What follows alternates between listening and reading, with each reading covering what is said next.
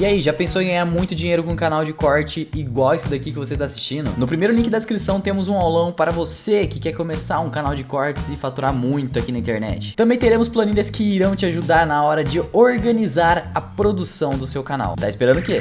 Mas, Thiago, aproveitando o seu comentário, por exemplo, até eu fiz um vídeo ontem sobre análise de ações e mostrando como é que a taxa de juros impacta muito na decisão que a gente vai tomar de onde investir. Citando um exemplo aqui de uma empresa, que eu até tenho na minha carteira há bastante tempo, né? Vivo. É uma empresa que participa de um oligopólio no Brasil, são poucas empresas que fornecem os serviços que a Vivo fornece. Ela tem um alto poder de remarcar preços. O que é isso, né? A inflação está em 10%. A Vivo vai e reajusta a minha conta, também sou cliente, em 10%. E uma vez até eu fui ligar, né, para ver se eu conseguia reverter isso, estava com o tempo sobrando, naquela época que eu era um bom Vivan. Aí liguei para Vivo, fui lá, tecla 1, 2, 3, 4, daqui a pouco aqui numa gravação, você está ligando porque sua conta aumentou. E é isso mesmo, até logo. Foi basicamente isso. Eu gastei uns 20 minutos, caí nessa gravação, e eu falei, cara, não vou ligar de novo, né? O aumento da conta é tão pouquinho, assim, dentro do que a gente ganha hoje, que não vale a pena. Mas aí eu até comprei mais Vivo depois disso. Falei, olha o poder de remarcação de preço que os caras têm. O pior de tudo é que não faz muito tempo. Isso faz Foi em 2019, isso. Foi, já era 2019. pandemia, eu acho. Não tinha começado a pandemia ainda. Mas Vivo, por exemplo... Você ligou, você falou isso e eles ligaram na sua cara? Não desligaram, era uma gravação falando... Foi isso. Você ligou porque sua conta aumentou. E ela aumentou mesmo. Foi tanto. Tenha um bom dia. Foi isso. Não falei com ninguém no final. Daí eu falei, caraca, eu fiquei transferindo não sei o que e não resolvi nada. Mas por que eu tô citando aqui o caso de Vivo? Vivo era mais atrativa antes dos juros estarem mais altos do que agora. Porque... se eu der o dinheiro na mão de Vivo, eu olho aqui, né? Ela está negociando muito próximo do valor de patrimônio que ela tem. Muito próximo.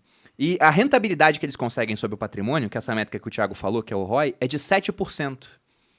Então, se eu der o dinheiro para eles, eles vão rentabilizar em mais ou menos. Ao longo do tempo, na média, né? Ela pode subir muito mais esse ano, porque caiu ano passado. No caso, ela nem caiu, ela até subiu nos últimos 12 meses.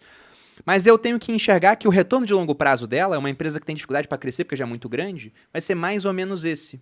Ela até paga 7% de dividendos hoje.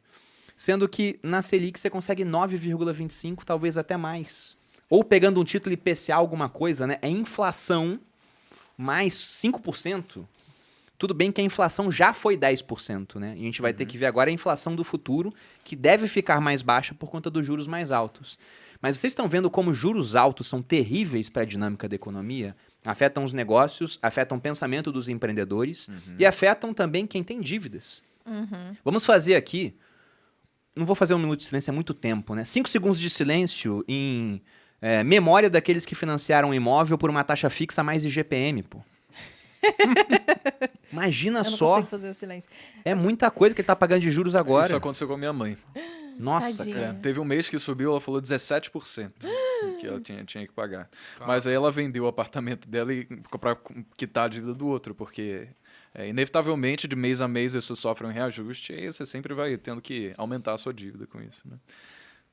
E foi o motivo pelo qual a Bolsa de Valores ela, acabou se ajustando.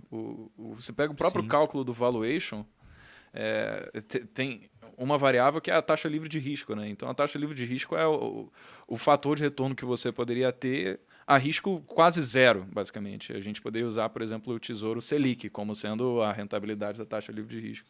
A partir do momento em que a taxa de juros sobe, então a taxa livre de risco aumenta também e o valuation de todas as empresas acaba caindo.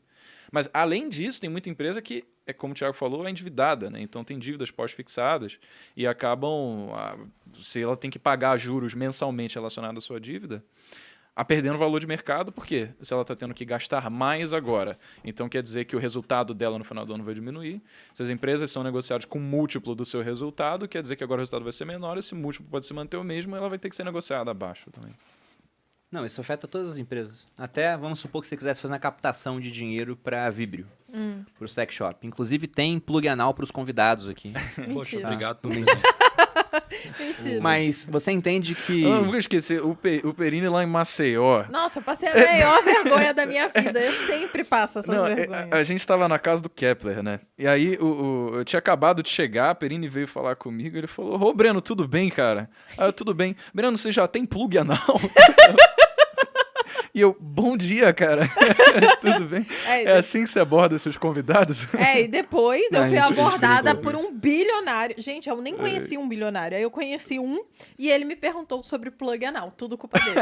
É verdade. Exatamente. O Mas olha só Janguier. como é que O tá na Janguier. boca do povo. Tá na boca do povo. Na boca do Exato. povo. Vocês acham que não dá pra popularizar um sex shop, falar de sex shop assim abertamente? Vejam como eu fiz.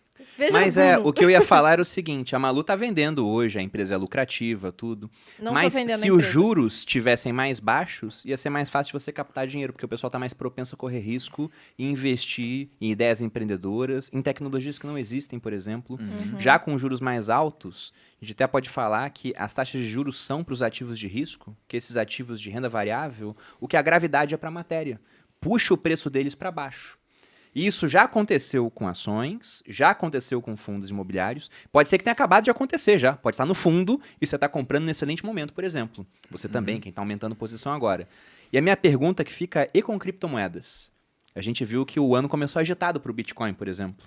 Será que isso também já está acontecendo com o Bitcoin? Qual a opinião de vocês? Cara, o Warren Buffett, ele tem uma coisa que ele fala sobre ouro, que até ano passado acho que fazia muito sentido com Bitcoin também, agora acho que não mais. Basicamente ele tem essa coisa de não investir em nada que não gere, não tenha um lastro. Por exemplo, você pega uma empresa, né, que é basicamente o portfólio que o Warren Buffett tem pela Berkshire. Então tem várias empresas ali, todas elas com pessoas, todas elas que geram resultado, muitas delas distribuem dividendos. Então isso cria um valor inegável, intrínseco ao negócio, que assim, é irrefutável. Você não consegue dizer, cara, isso daqui não tem valor. E aí por isso você consegue fazer essa conta. Quando ela estiver sendo negociada abaixo do valor patrimonial, isso pode representar uma oportunidade. Só que com Bitcoin, você não faz isso, sabe? Você tem um valuation da lei da oferta e da procura que o mercado está precificando naquele momento e... Aí eu pensei, puxa, então é por isso que o Warren Buffett não compra ouro, porque ele quer comprar então uma mineradora e aí ela também tem pessoas, tem equipamentos, né? Tem um know-how, ela gera dividendos, mas ouro não. Exato. Agora a mineradora ela se valoriza de acordo com a oscilação do ouro, então você está exposto indiretamente. Eu pensei, pô, é o mesmo racional para o Bitcoin, mas não é. Sabe por quê? Porque apesar do Bitcoin, assim como várias outras criptomoedas, serem valorizadas, serem avaliadas pela lei da oferta e da procura, eles têm uma tecnologia que cumpre uma função social. Então, no caso, a forma da gente conseguir negociar Bitcoin uns com os outros é uma coisa que facilita tanto a nossa vida, e a tecnologia por trás do blockchain pode viabilizar tantos novos negócios que é prepotente dizer que seria a mesma coisa como a gente negociar ouro. Porque ninguém sai com uma barra de ouro no bolso e falando, galera, vamos começar a transacionar gold aqui, sabe? Agora... com Bitcoin isso é diferente. Então, assim, é inegável que tem um valor intrínseco, de fato, que faz com que a alocação do nosso capital nesse tipo de ativo faça sentido. Mesmo apesar daquele racional do Warren Buffett só alocar em empresas que têm um lastro ainda se manter, sabe? Acaba que são coisas diferentes, entende? Não, eu entendo e concordo muito.